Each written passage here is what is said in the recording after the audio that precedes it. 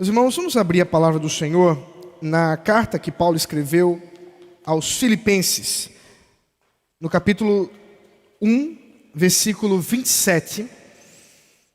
Nós vamos estudar hoje até o capítulo 2, versículo 30. Uma grande porção da carta, um trecho que sem dúvida nos trará edificação nessa noite.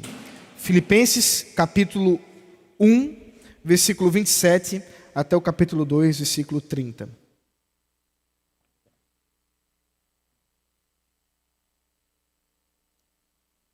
Acompanhe comigo a leitura da palavra do Senhor.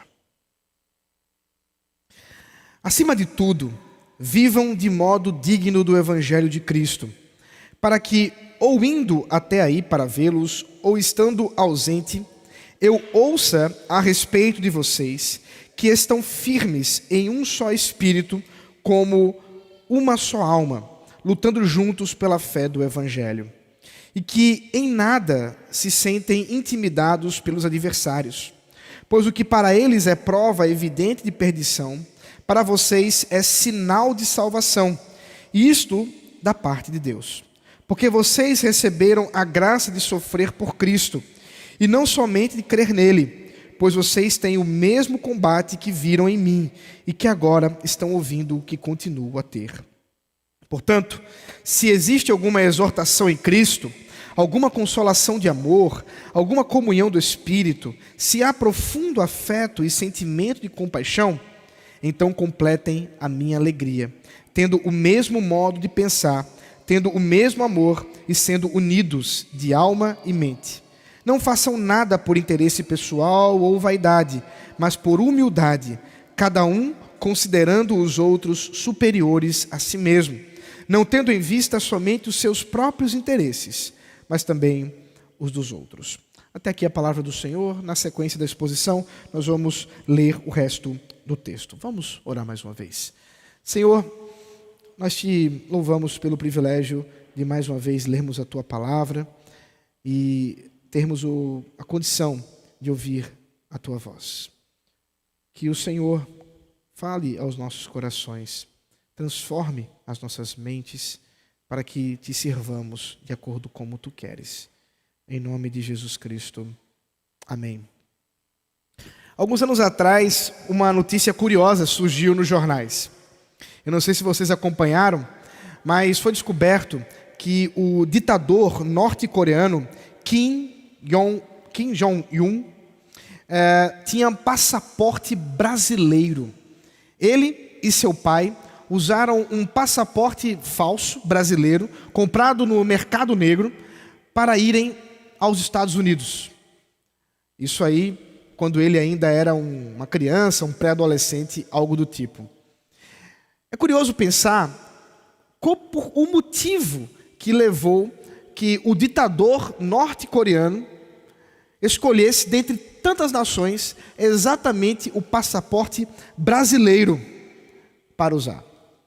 Eu não sou nenhum especialista, mas já ouvi mais de uma vez ser dito que o passaporte brasileiro é um dos mais caros, se não o mais caro a ser adquirido no mercado negro. E tem um motivo para isso. É que brasileiro parece com todo mundo. Aqui mesmo nós podemos olhar para a diversidade que nós temos entre pessoas de um cabelo diferente, de uma cor diferente, um olho mais puxado, um olho menos puxado.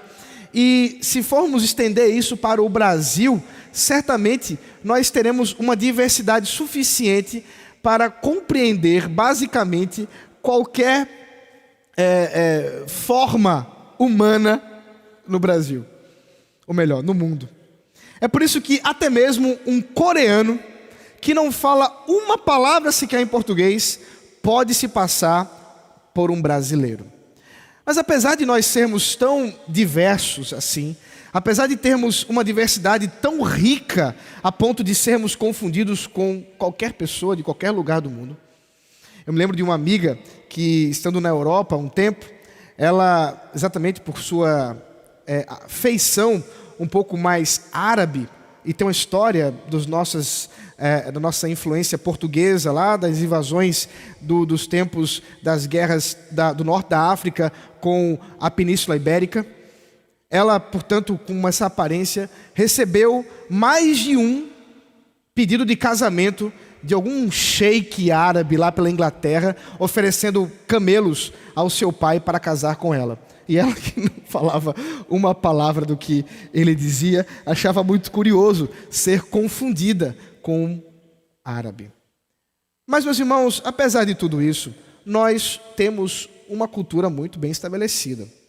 Se vamos pensar, inclusive, na cultura não somente brasileira, mas nordestina, quantas e quantas coisas nós não poderíamos listar que fazem parte das particularidades da nossa terra. E eu sei que nós que somos bem bairristas, né, podemos elencar aí um monte de coisa que nos orgulham, como, por exemplo, a maior avenida em linha reta da América Latina, do universo, da galáxia. Eu nem sei mais qual é a proporção da Caxangá, mas o fato é que nós muitas vezes nos orgulhamos. Por um bom tempo nos orgulhávamos de ter o Shopping Recife como o maior da América Latina, do mundo. Nem sei, mais uma vez, qual era a propaganda. Mas o fato é que a nossa mania de grandeza e a nosso carinho, nosso amor pela nossa cultura, de fato nos faz sermos bastante bairristas. Mas isso não é particularmente nosso. Eu me lembro que quando eu morava no Rio Grande do Sul, eu enfrentava alguns desafios com os meus amigos gaúchos, que também, por seu bairrismo, queriam mostrar do seu orgulho e diziam coisa mais ou menos assim: olha, nós gaúchos somos os únicos do Brasil que sabemos decorado o hino do nosso estado. Aí quando eu começava a ouvir essa história, eu começava a cantarolar: salve, ó terra dos altos coqueiros, que beleza soberba estendar. Aí eles ficavam meio confusos, não entendiam do que se tratava, e eu dizia: é o hino do meu estado, do meu país. Bom, todo esse orgulho nosso não é, de fato, alguma coisa nova. Como eu disse às crianças, os filipenses também eram orgulhosos. Filipos era uma cidade importante dentro do Império Romano, era uma colônia romana, e como característica de colônia romana, ela precisava ter cada vez mais semelhanças com a grande Roma. E dentro da sua formação, há uma história muito curiosa, que Filipos muito provavelmente foi formada por soldados, por militares, que exatamente para não recorrer ao imperador para pedir terras na região de Roma, recebiam terras ali naquela região que depois foi chamada de Filipos. Portanto, nada mais orgulhoso da pátria do que militares. Até hoje é assim. Se você conhece militares, você sabe muito bem do orgulho que eles têm da pátria. Eles são criados dessa forma, são educados dessa forma.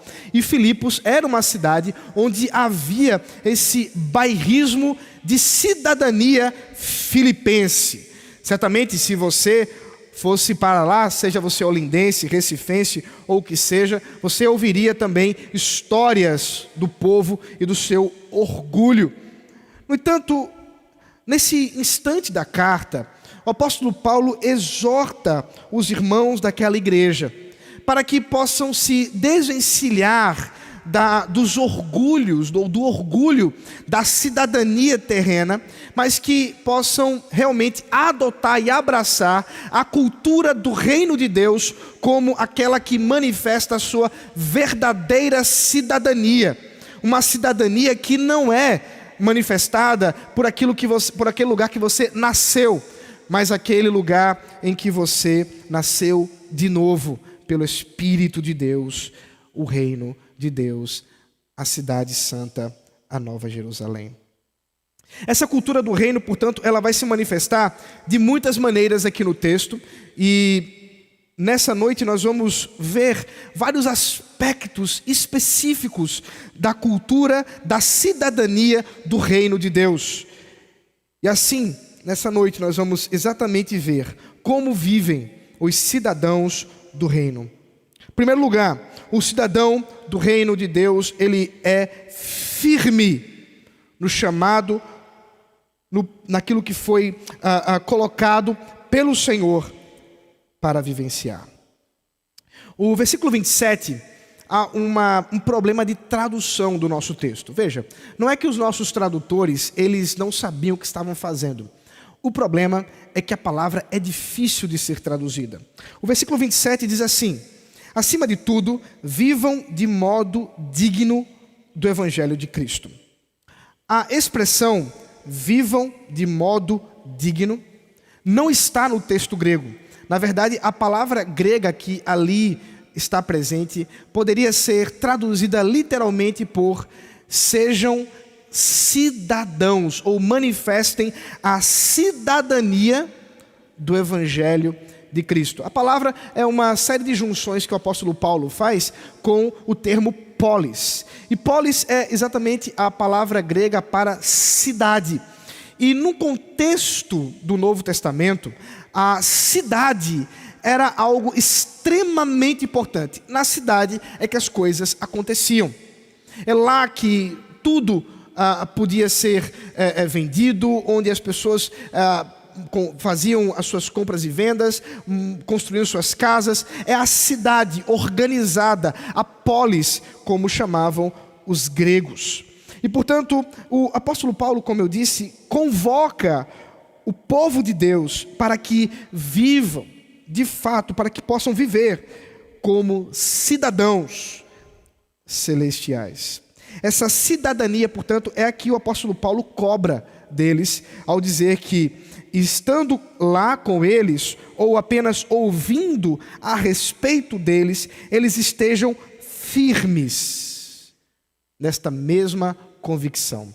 Estejam firmes naquilo que eles estão vivenciando na luta pelo Evangelho, na perseverança da proclamação da palavra de Deus. Nós já vimos isso num outro momento que estive pregando no início, do capítulo de Filipenses, em que observamos que o apóstolo Paulo se alegrava em ouvir que aqueles irmãos estavam pregando a palavra de Deus, ele estando preso.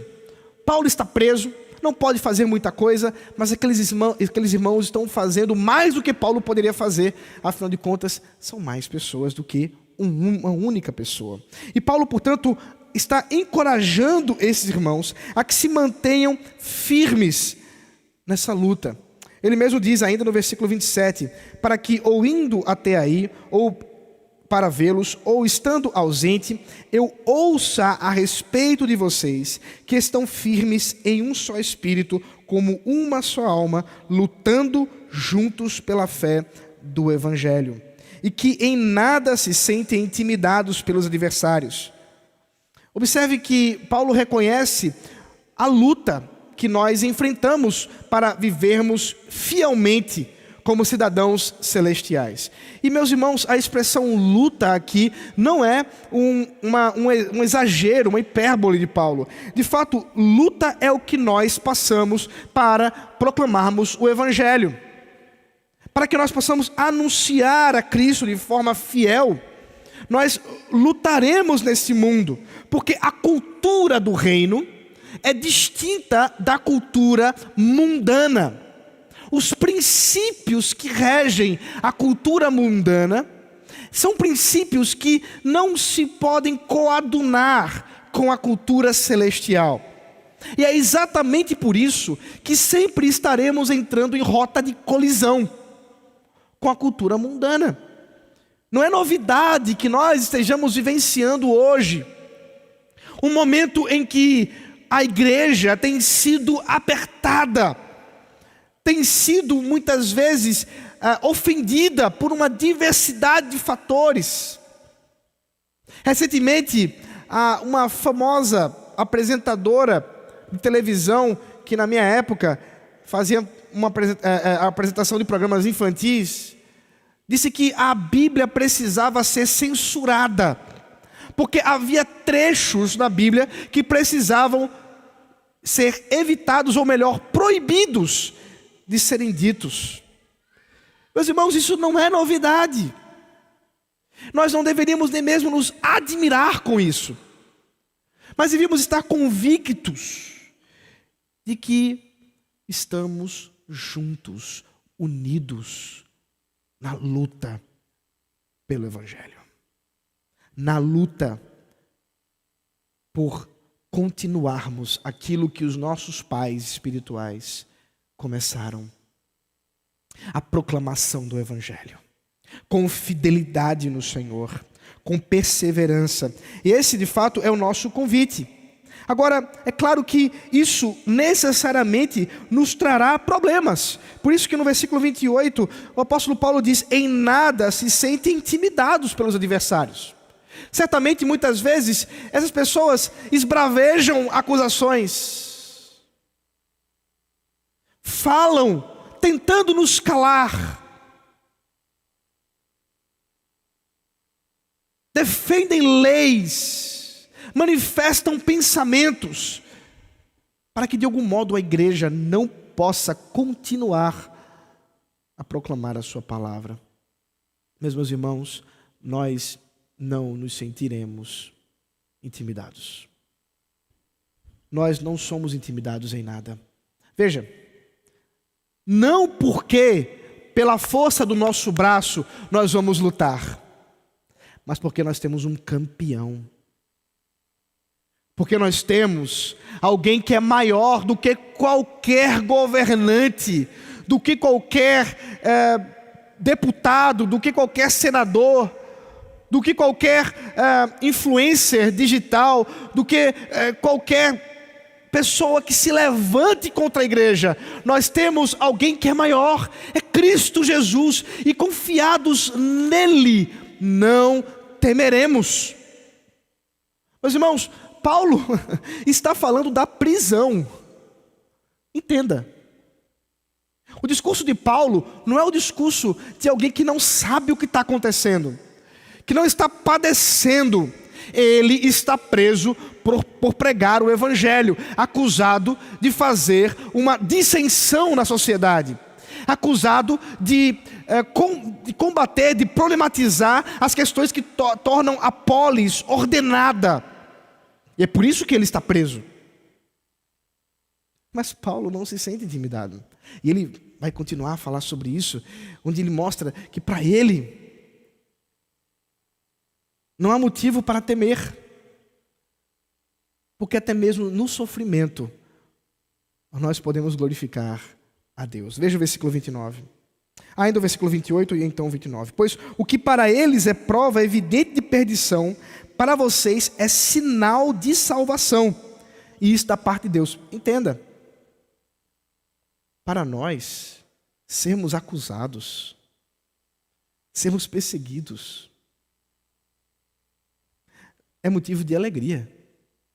Porque é motivo de salvação.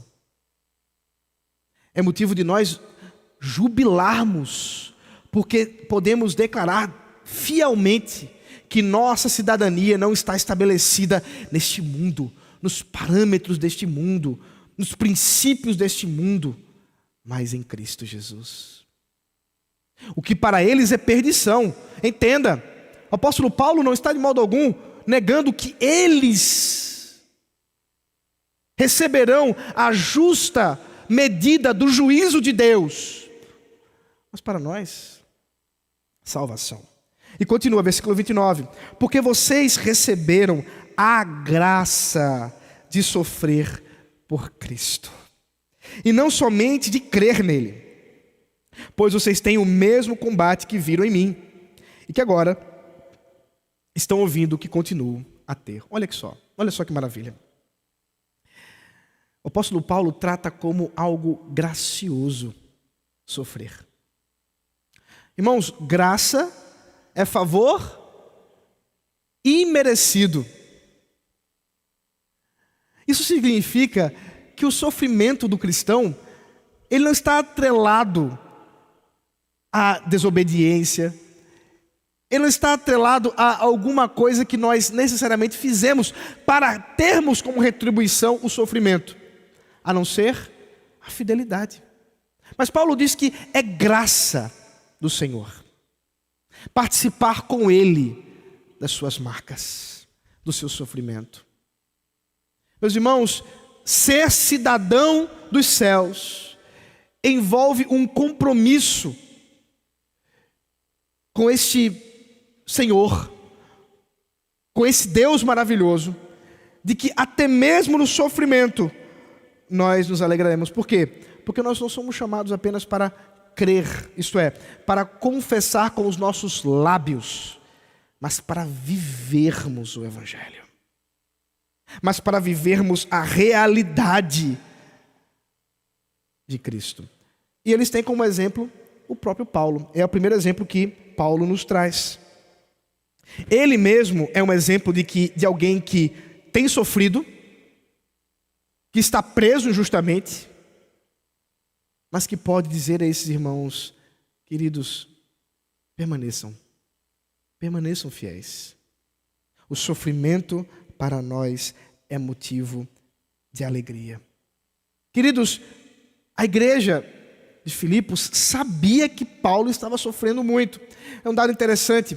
Quando alguém estava preso pelo Império Romano, como o caso de Paulo, eu já disse isso em outros momentos, mas vale a pena lembrar, ele não tinha garantida ali as suas 3 refeições diárias, como nós temos hoje nos presídios aqui do nosso país. Não. Para comer, ele precisaria que pessoas levassem para ele mantimentos. É exatamente isso que a igreja de Filipos faz quando envia Epafrodito, vou mencioná-lo daqui a pouco. Envia Epafrodito com mantimentos para que o apóstolo Paulo seja mantido na prisão. Por isso, eles sabem bem, Paulo está passando fome. Paulo está passando privação de uma série de coisas, mas ele se mantém fiel. Ele é um exemplo de alguém que se alegra no sofrimento, porque sabe que isso faz parte dos planos de Deus, isso faz parte do que é ser um cidadão dos céus.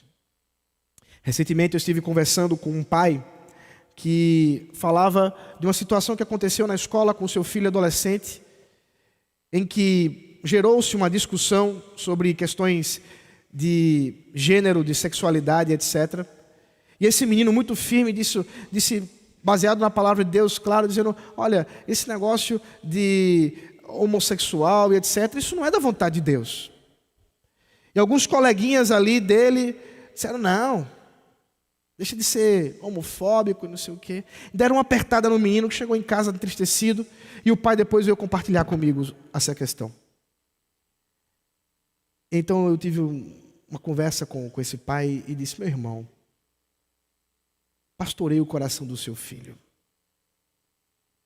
Pastoreie o coração do seu adolescente. Porque o que ele está vivenciando é uma pequena amostra do que ele vai vivenciar a vida inteira.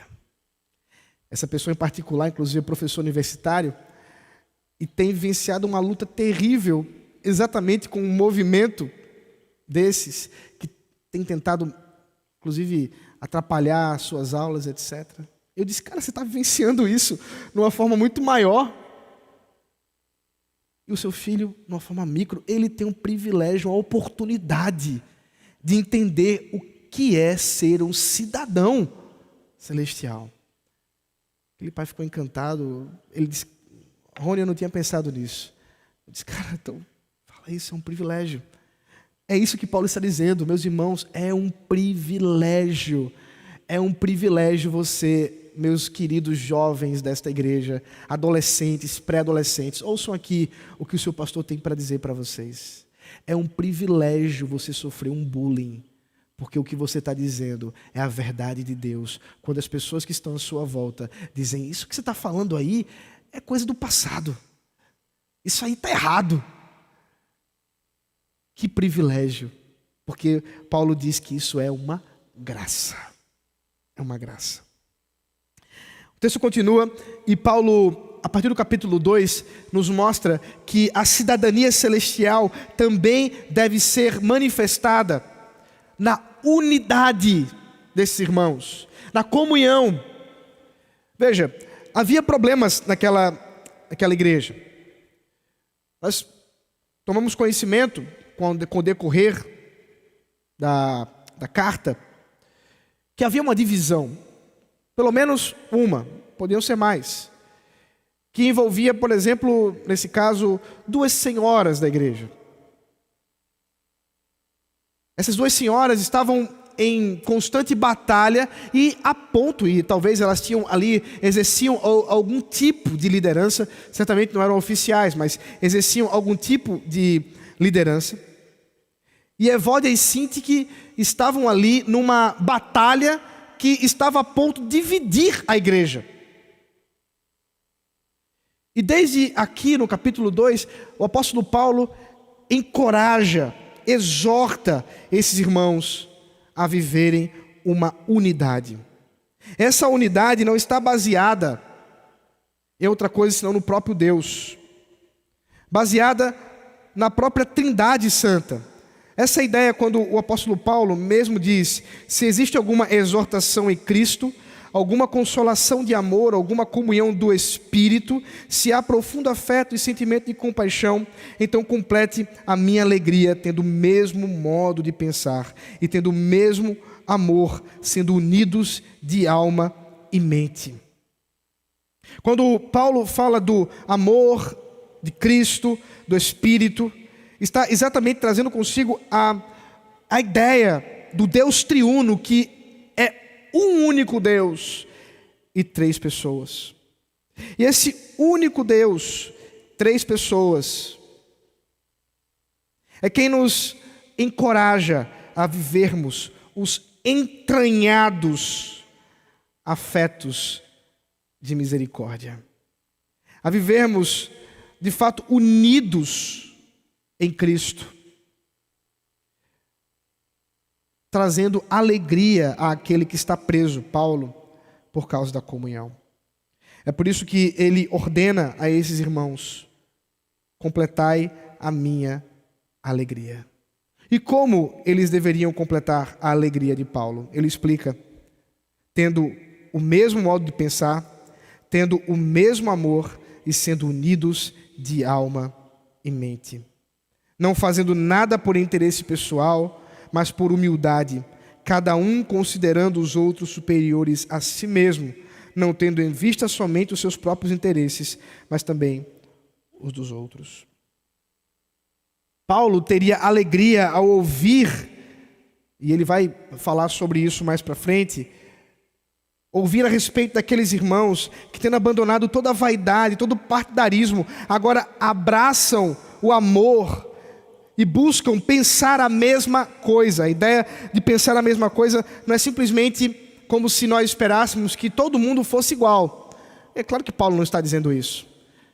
Paulo não está dizendo que as pessoas devem ser bitoladas, como dizem por aí, e pensarem exatamente do mesmo jeito. Ninguém pode fazer isso.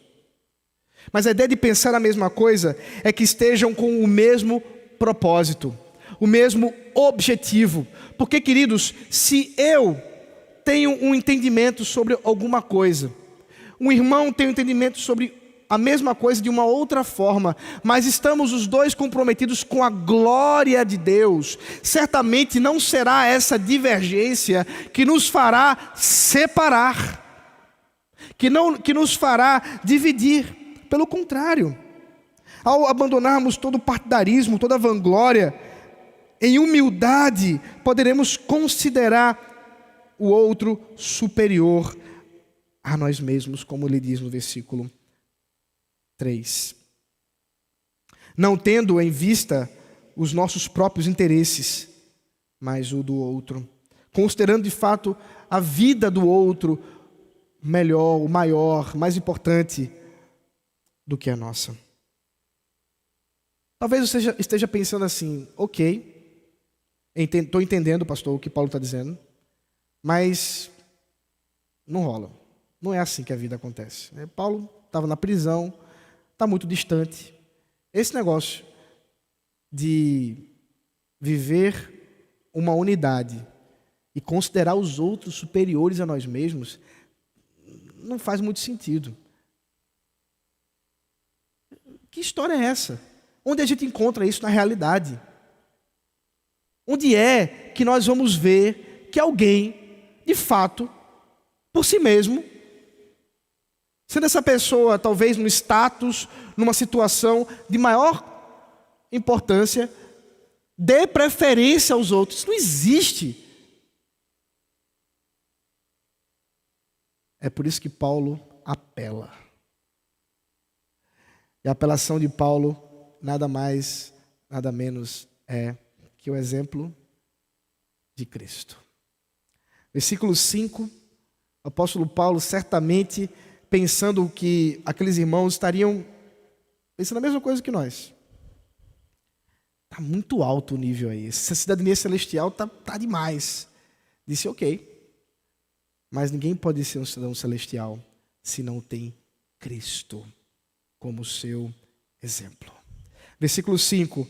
Tenham entre vocês o mesmo modo de pensar de Cristo Jesus, que mesmo existindo na forma de Deus, não considerou o ser igual a Deus algo que deveria ser retido a qualquer custo. Pelo contrário, ele se esvaziou, assumindo a forma de servo, tornando-se semelhante aos seres humanos e, reconhecido em figura humana, ele se humilhou, tornando-se obediente até a morte e morte de cruz. Por isso, também Deus o exaltou sobremaneira e lhe deu o nome que está acima de todo nome, para que o nome de Jesus se dobre todo o joelho nos céus, na terra e debaixo da terra. E toda língua confesse que Jesus Cristo é Senhor, para a glória de Deus Pai. Meus irmãos, é possível que nós tenhamos aqui diante de nós um dos hinos cristológicos da igreja. Há muitos comentaristas que acreditam que o que Paulo traz aqui nada mais é do que alguma coisa que aqueles irmãos já conheciam, porque já cantavam em suas reuniões culticas. Quando estavam adorando a Deus, eles tinham uma canção que declarava exatamente essas verdades sobre Cristo. Falavam sobre esse Cristo que em toda a sua glória vivia, eterno, Deus verdadeiro,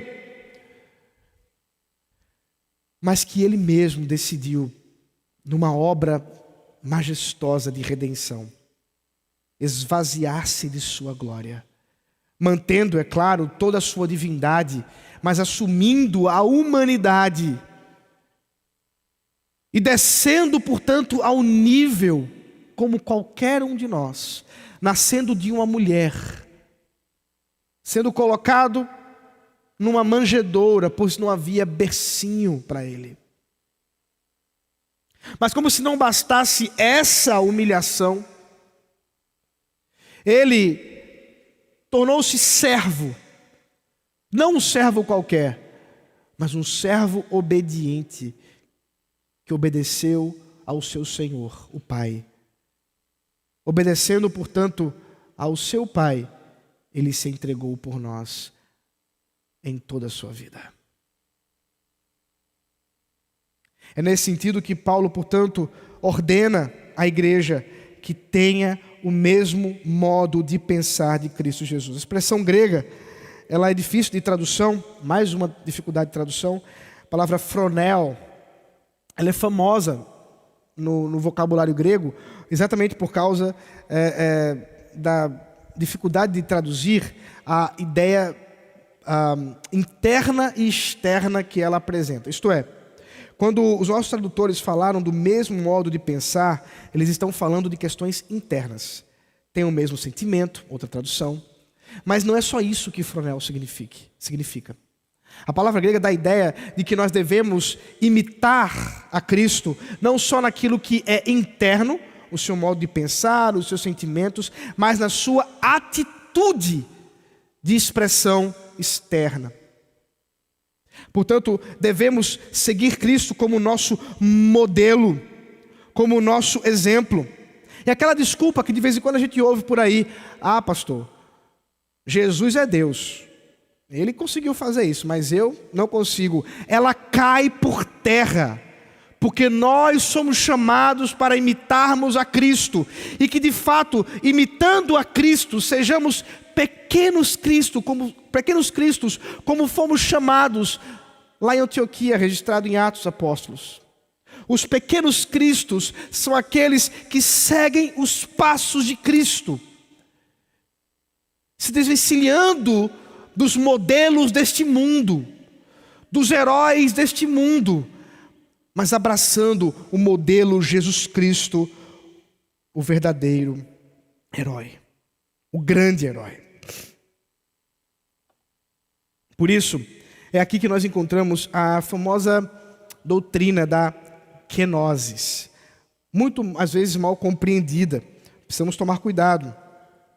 Esse ato voluntário do Senhor Jesus Cristo, a segunda pessoa da Trindade, eterno Deus, Deus de Deus, Deus sempre Deus. Ele, Jesus Cristo, que assumiu a forma humana, de modo algum deixou sua divindade, não poderia ter deixado a sua divindade.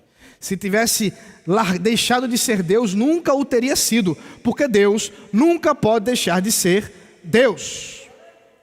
Mas o Senhor Jesus Cristo, esse Deus eterno, tornou-se homem como um de nós, humilhando-se, considerando o outro superior a si mesmo. E meus irmãos, não há altura maior do que a glória de Deus. E portanto não importa o seu status, não importa a sua conta bancária, não importa o quanto você se acha bom, Deus é melhor. E Ele se humilhou, e portanto você pode se humilhar.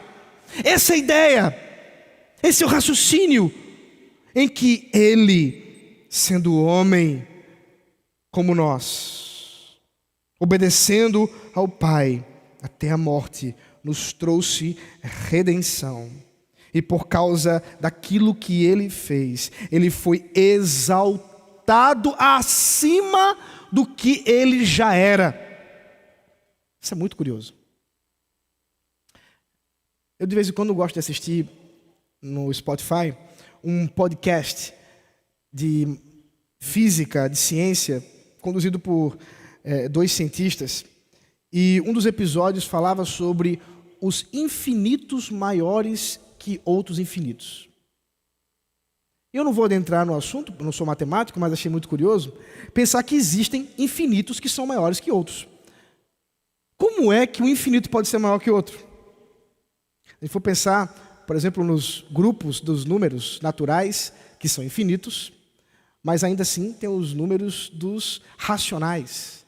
E assim segue-se os diversos grupos dos números que nós estabelecemos na matemática. E aqui nós encontramos algo curioso nesse sentido. Porque como que Ele, em toda a sua majestade e glória, já habitava na infinidade do seu poder, após a sua humilhação, foi elevado a uma altura maior do que a que ele já tinha. Um infinito maior que o outro. Isso é maravilhoso, porque a sua majestade, que já era grande, já era infinita, eterna, imutável, agora se torna ainda maior. Porque Ele mesmo diz isso. O apóstolo Paulo nos informa que agora o nome dEle está acima de todos os nomes, para que ao nome dEle se dobre todo joelho,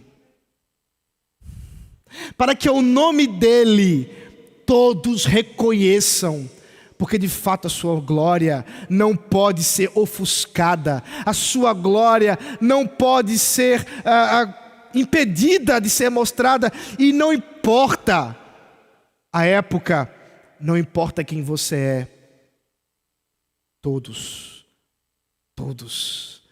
se curvarão diante dele.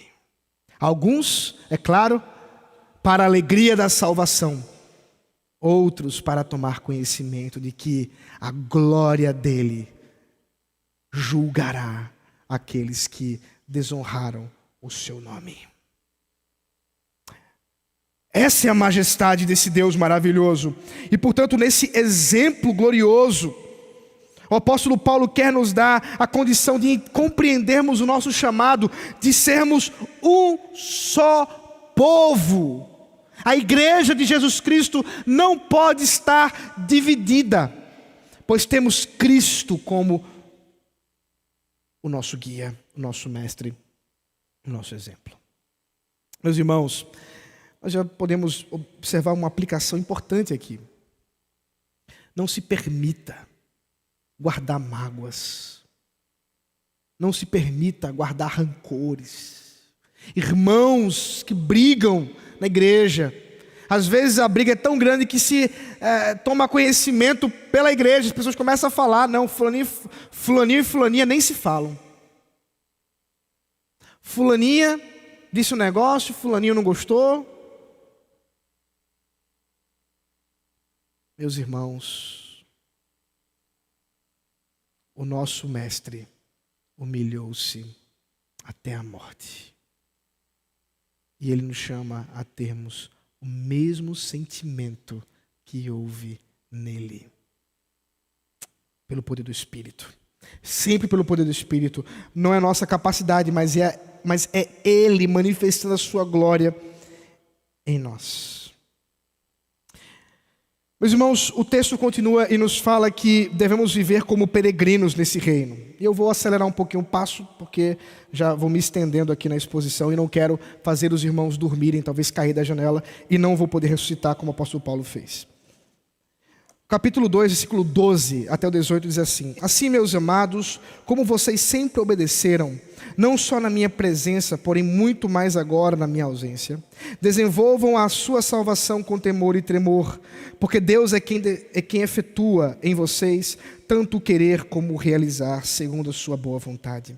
Façam tudo sem murmurações, nem discussões, para que sejam irrepreensíveis e puros, filhos de Deus, inculpáveis no meio de uma geração pervertida e corrupta, na qual vocês brilham como luzeiros no mundo, preservando a palavra da vida. Assim, no dia de Cristo, poderei me gloriar de que não corri em vão, nem me esforcei inutilmente. Entretanto, mesmo que eu seja oferecido como libação sobre o sacrifício e serviço da fé que vocês têm, fico contente e me alegro com todos vocês. Assim também vocês, pela mesma razão, fiquem contentes e se alegrem comigo. O apóstolo Paulo nos lembra que nós somos peregrinos. Ele já havia nos falado que vivemos aqui num mundo tenebroso, que haveremos de sofrer perseguições, mas que mantenhamos a firmeza. Mas agora ele mais uma vez nos exorta dizendo, essa peregrinação envolve obediência e desenvolvimento da salvação. Porque a cada momento que estamos vendo aqui, nós estamos buscando a santificação. Nós somos chamados a viver uma vida santa em meio a um mundo pervertido, a um mundo que cultua o mal, a um mundo que exalta a desonra a Deus. As músicas, na TV, nos programas infantis, nas roupas, nas palavras. O mundo está completamente tomado pelo pecado, pela maldade. E como viveremos aqui? Paulo nos diz, nós somos chamados a obedecê-lo, a desenvolver a salvação com temor e tremor, confiados em Deus e não na nossa força, porque é Ele quem efetua tanto o querer como o realizar. Algumas pessoas têm muita dificuldade com isso. Como assim, pastor? Ele manda a gente fazer alguma coisa e depois Paulo diz que é Ele quem faz.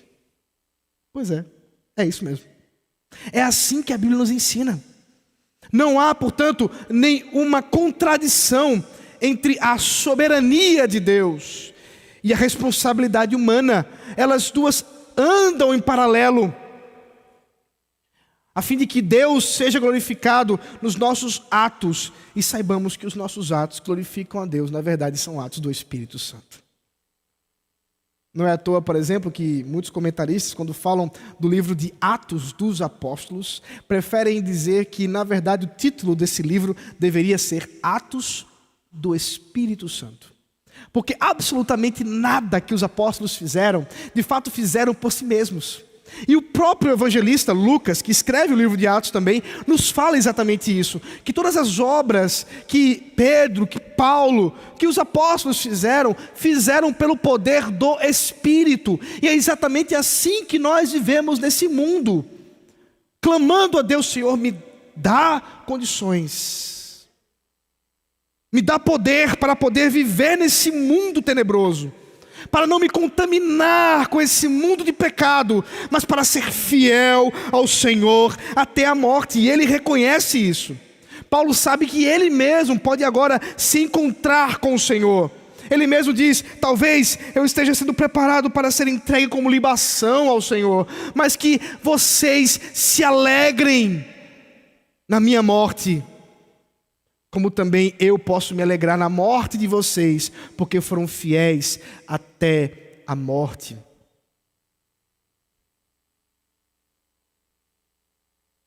Recentemente, nós tivemos uma irmã aqui de nossa igreja que perdeu a sua mãe, a irmã Márcia. E eu estive lá, juntamente com alguns irmãos aqui da igreja, lá na Igreja Batista de Ouro Preto, primeira Igreja Batista de Ouro Preto, onde aconteceu o culto de ações de graças pela vida daquela irmã. E, meus irmãos, como traz alegria ao nosso coração, apesar da tristeza, da perda, do afastamento, mas os testemunhos que foram ali ditos por aquela senhora fiel ao Senhor. Em um certo momento foram convidados os adolescentes, entre aspas, que eram adolescentes na época que ela trabalhava com eles enquanto adolescentes, hoje todos já há mais de 50 anos, 60 anos, e cantaram uma canção linda, nem me recordo agora qual era, mas que lindo poder ver o testemunho daquela senhora, sendo ali lembrado por aqueles irmãos que, apesar das lágrimas nos olhos, estavam contentes, dizendo que de fato aquela irmã foi fiel até a morte. E que privilégio para nós não será quando no dia que nós encontrarmos com a morte, nós também temos esse testemunho daqueles que conhecem a nossa história. Aqui está alguém que foi fiel até a morte. Essa é a ideia que o apóstolo Paulo nos traz, da alegria de compreender que, seja agora ou quando Deus quiser, nós podemos estar certos de que a fidelidade no Senhor, a busca por santificação, o nosso chamado como peregrinos desse mundo, nos deve dar a condição de vivermos com toda alegria e temor. Por fim, meus irmãos, o versículo 19 ao 30, o apóstolo Paulo nos dá 2 exemplos que esses irmãos deveriam considerar, de pessoas próximas a eles, que também viveram essas verdades.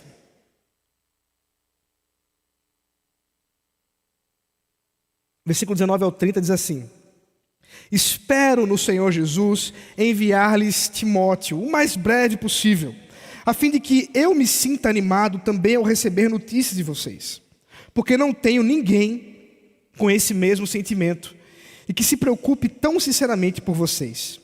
Todos os outros buscam os seus próprios interesses e não os de Jesus Cristo. Quanto a Timóteo, vocês conhecem o seu caráter provado, pois serviu ao Evangelho junto comigo, como um filho trabalha ao lado do pai.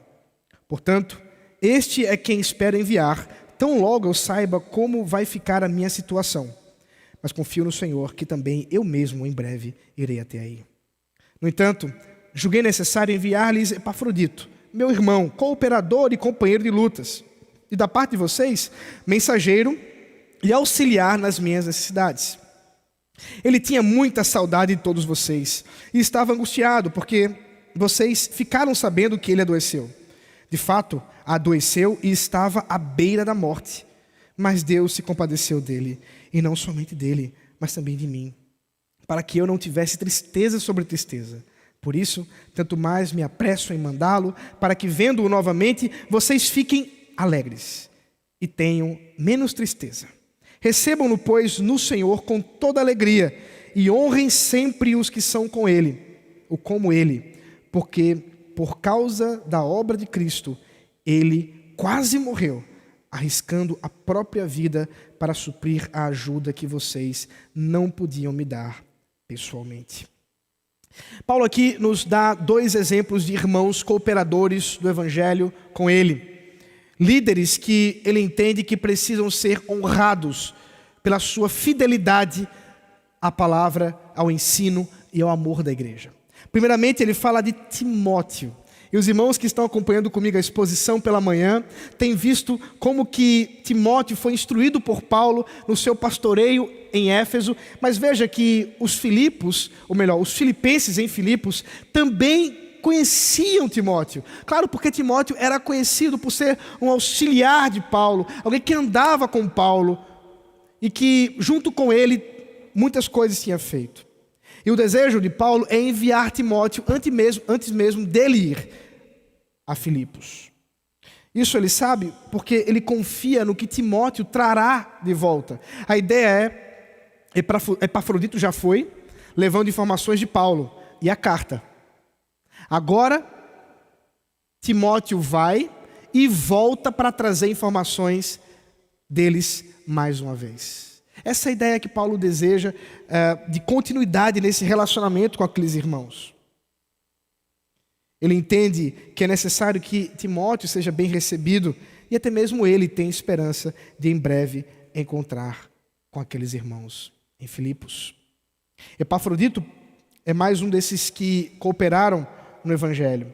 Como eu já disse aos irmãos, Epafrodito foi o irmão da igreja de Filipos que foi escolhido para levar mantimentos para Paulo, que estava preso. Mas enquanto estava com Paulo, Epafrodito foi acometido de uma doença terrível.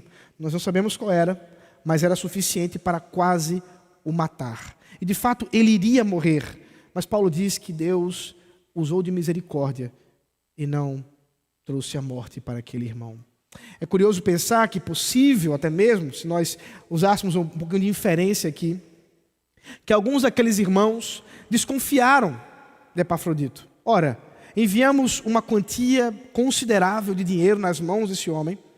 Agora ele não volta. Nós não temos notícias dele. Será que nos deu um golpe? Então, já tinham sido informados da doença. Agora, com mais explicação, são informados de tudo aquilo que Epafrodito sofreu. É por isso que Paulo diz: respeitem, honrem a esse irmão. A impressão que vocês tinham estava errada. As notícias, na verdade, são outras. Epafrodito é um servo fiel. Recebam-no com alegria no Senhor.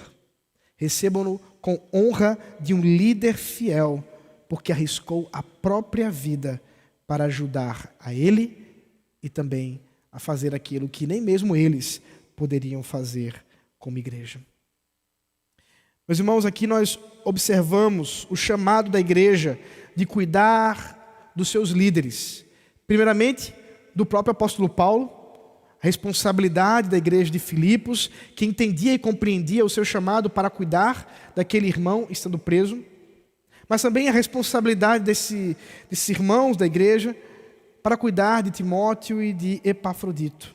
De fato, devemos honrar aqueles que fielmente ensinam a palavra do Senhor, pastoreiam o rebanho do Senhor e que têm se gastado por amor a Deus.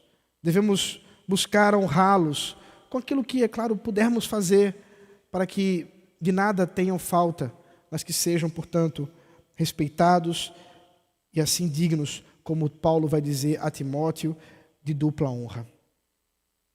Amados, isso tudo faz parte da nossa cidadania do reino. Claro que isso é apenas uma amostragem, alguns aspectos do que de fato somos enquanto cidadãos, ou pelo menos deveríamos ser. A grande pergunta que se faz e que devemos fazer nessa noite é: o que diz o seu passaporte de cidadão? Qual é o seu passaporte? O que fala da sua cidadania? Fala a respeito de uma cultura mundana, a qual você vivencia de segunda a sábado e nos domingos aparece aqui para dar uma limpada? Ou de fato você tem buscado vivenciar a cultura do reino de Deus como que um embaixador nesse mundo tenebroso, nesse mundo perdido, que não é o nosso mundo? Nós que vivemos aqui, não pertencemos aqui.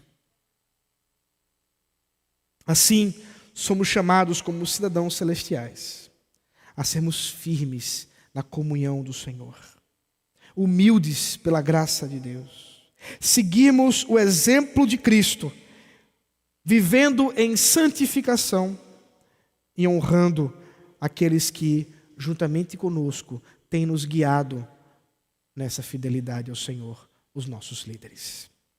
Amados irmãos, quantas lutas, quantos desafios nós não temos para sermos fiéis cidadãos, mas somos chamados nessa noite a abraçarmos a cultura do reino de Deus. Não se permita levar pela cultura mundana, pelos princípios mundanos. Abrace o reino de Deus. Se você nessa noite tem vivido uma vida dupla, de agente duplo, com 2 passaportes, um falso de cidadão celestial e um verdadeiro de cidadão da Babilônia, cidadão mundano, o Senhor Jesus Cristo hoje te exorta, o Espírito de Deus hoje te exorta: viva de forma digna do Evangelho. Abandone as amarras do pecado que te prendem aos ídolos desse mundo. Mas antes manifeste o seu amor por Cristo. Que o próprio Deus aplique em nossos corações a sua palavra. Oremos. Senhor nosso Deus e Pai, louvado e agradecido seja o teu nome. Que o teu Espírito Santo transforme os nossos corações. Que o teu Espírito Santo nos dê a condição nessa noite de, abandonando a cultura desse reino das trevas, possamos viver a cultura do reino dos céus. Ó Deus, faz isso por meio de Cristo, o nosso único Redentor, o nosso único Salvador, que muda a nossa vida, que muda a nossa história. Ó Deus, que não seja apenas uma profissão, uma confissão de lábios, mas de fato do coração, vivenciando as lutas e os desafios desse mundo tenebroso para vivermos fiéis a Ti. Ó Senhor, dá-nos esse privilégio, dá-nos essa graça, em nome de Jesus Cristo. Amém.